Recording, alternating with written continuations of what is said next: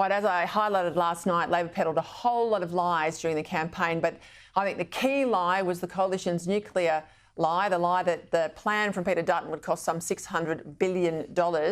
Now, that wasn't really out there until they put it up in lights in The Australian and on this show. Then the Liberals started to push back. It was a figure dreamt up, of course, by the Smart Energy Council, the so-called charity, but in fact a renewables lobby group linked to Simon Holmes à Court and full of a whole lot of ex-Labor staffers. Joining me now to discuss the impact of these lies and where to now for nuclear policy in Australia, Director of Energy Research at the Centre for Independent Studies, Aidan Morrison. Well, Aidan, you say that there were 6 key energy lies from Labor, so take us through them. How damaging were they and how do you think the coalition should have tackled them? Indeed. Yeah, the first one is that the experts back our plan. And Chris Bowen relied on this heavily during the campaign. In fact, right to the very last day, in front of a polling booth, he said the experts back our plan. In actual fact, this is a total lie. The experts repeat back Labor policy to them because it is policy, and they carefully avoid comparing it to any other policy. So this idea the experts are all behind them is just not the case. And so I think that really should have been called out very early, especially since Daniel Westerman, the CEO of the market operator, actually said before Parliament that the Integrated System Plan, which is the main expert document, is not a tool to evaluate government policy. So it should have been absolutely front of the lips of every coalition candidate to say that no, the experts don't back the plan, they repeat back the plan. And that's a very, very important distinction. The second and third ones, of course, are the $600 billion number that you've quoted, again, from the Smart Energy Council. That came from nowhere. It's double the highest cost from a build in the United Kingdom. It's about 5 times what the CSIRO said it might cost. So it came from nowhere. But number 3 is the 4% of the grid, that all that money would only buy you 4% of our energy.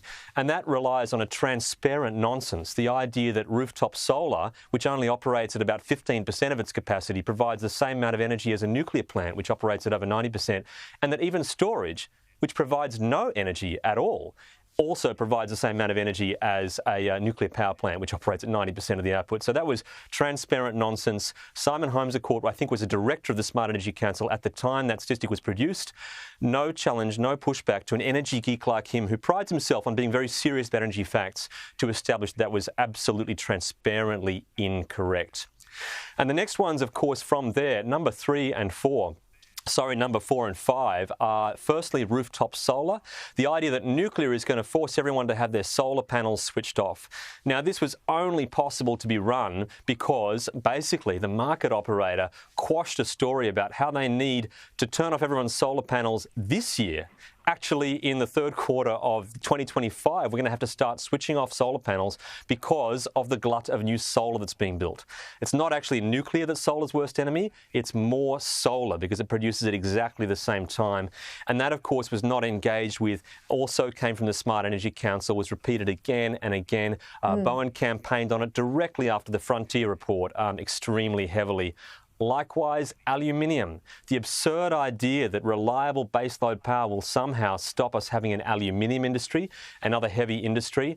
Again, this came from not calling out the market operator who had actually substituted in. They'd done this transplant of an earlier scenario they'd modelled called slow change, which did have a drop in industrial output. They'd transplanted that to progressive change, which was actually repeated and faithfully replicated by Frontier. No distinction about that being AEMO's call to include that whatsoever. So no engagement on that, unfortunately. And the final one, of course, is the 2 billion tonne carbon bomb produced by the Climate Change Authority. And again, unfortunately, we are producing all that carbon at the moment. It won't be the introduction of nuclear power that releases more carbon. It is simply the assumption that we can somehow hit the absolutely crazy 82% target by 2030 that holds up this idea that we could, in our current plans, reduce that amount of carbon out of the atmosphere. And of course, nobody serious who's not basically part of the renewables cheer squad seriously believe that's target's approachable. So again, nothing to stand on there. The baseline should have been challenged, and sadly, it just wasn't. 6 lies and you've knocked them all out, Aidan Morrison. I have to say, you know, there's going to be a debate that goes on inside the Liberal Party room in particular. I don't think the Nats will have this debate, but the Liberals will. You know, we lost because of the nuclear policy. They'll want it junked. Certainly some elements will. So I think it's really important you put that on the record tonight. Thank you for your time.